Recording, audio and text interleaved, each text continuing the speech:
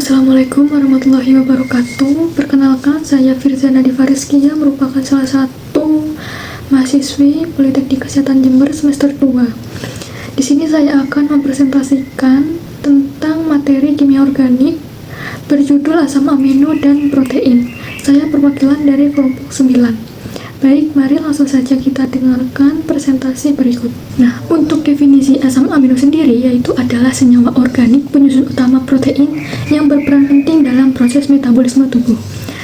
Untuk jenis-jenis asam amino sendiri, yang pertama ada asam amino esensial, yaitu yang tidak dapat diproduksi oleh tubuh sehingga harus diperoleh dari makanan.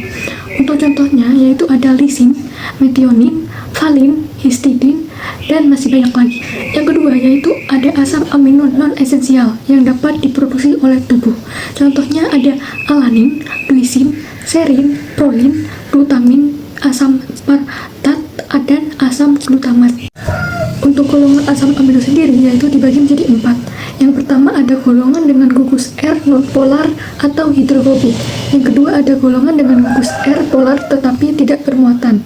Yang ketiga ada golongan dengan gugus R bermuatan negatif. Yang keempat ada golongan dengan gugus R bermuatan positif. Nah, di dalam tiap-tiap golongan ini terdapat urutan polaritas, ukuran, dan bentuk gugus R. Yang pertama jenis asam amino nonpolar, yaitu yang memiliki gugus R yang bersifat hidrofobik atau tidak mudah larut dalam air. Contohnya glisin, alanin, valin, leusin, dan lainnya. Nah, asam amino nonpolar ini memiliki asam amino aromatik, yaitu yang memiliki gugus R berbentuk cincin aromatik. Contohnya tirosin, triptofan. Yang kedua yaitu asam amino polar tidak bermuatan yang memiliki gugus R yang hidrofilik, mudah larut dalam air dan dapat membentuk ikatan hidrogen. Contohnya serin, treonin, sistein, asparagin, glutamin.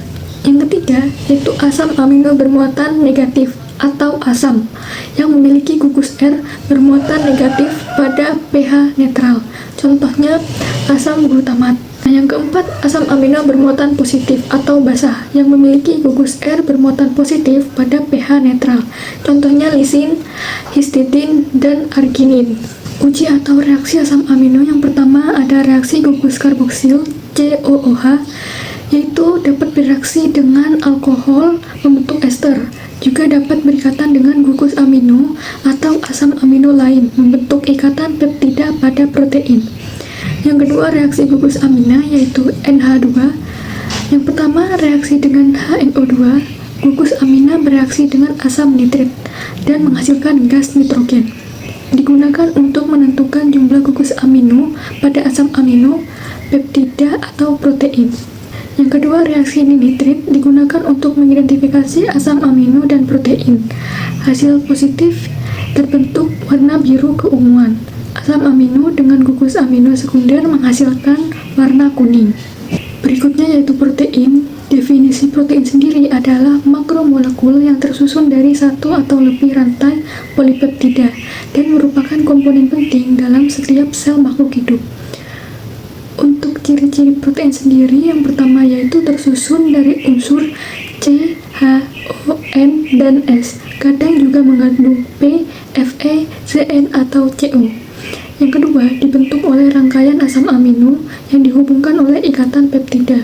Perbedaan peptida dan protein, yaitu peptida sendiri tersusun dari kurang dari 50 asam amino. Sedangkan untuk protein, yaitu tersusun dari lebih 50 asam amino. Untuk jenis-jenis protein, yang pertama ada berdasarkan komponen penyusunnya. Yang pertama, protein sederhana, protein yang hanya tersusun dari asam amino, yang menghasilkan asam amino terhidrolisis. Yang kedua, protein terkonjungsi, protein yang tersusun dari asam amino dan gugus prostetik atau non-protein, yang menghasilkan asam amino dan senyawa lain. Contohnya ada lipoprotein, fosfoprotein, glikoprotein, dan lainnya. Berikutnya berdasarkan bentuk atau konformasi. Yang pertama, protein fibrosa, berbentuk serat dan tidak larut dalam air. Contohnya kolagen, rambut, kuku, dan kulit. Yang kedua, protein globular, berbentuk bulat atau spiral dan larut dalam air. Contohnya albumin dan hemoglobin. Berikutnya berdasarkan fungsi biologis. Yang pertama untuk struktur, yaitu menyusun otot, kulit, rambut, dan kuku, contohnya kolagen dan keratin. Untuk transport atau mengangkut zat dalam tubuh, contohnya albumin dan hemoglobin. Untuk regulasi atau enzim yang membantu reaksi metabolisme tubuh, hormon mengatur kerja organ dan sel. Contohnya ada insulin dan glukagon. Antibodi atau imun yang melindungi tubuh dari bakteri dan virus. Pengatur pH, yaitu menjaga kestabilan pH tubuh. Berikutnya uji atau reaksi protein. Yang pertama, menggunakan uji Biuret, digunakan untuk mendeteksi adanya protein berdasarkan ikatan peptida. Bila larutan berwarna ungu tua, maka positif, dan sebaliknya jika tidak berwarna ungu, maka hasilnya negatif. Yang kedua yaitu ada uji santoprotein yang digunakan untuk mendeteksi asam amino aromatik seperti tirosin, triptofan, dan fenilalanin. Jika larutan berwarna kuning tua atau oranye, maka positif. Dan jika sebaliknya tidak berwarna kuning atau oranye, maka hasilnya negatif. Yang ketiga, uji nitrit digunakan untuk mengidentifikasi protein atau asam amino. Jika muncul warna ungu kebiruan, maka positif.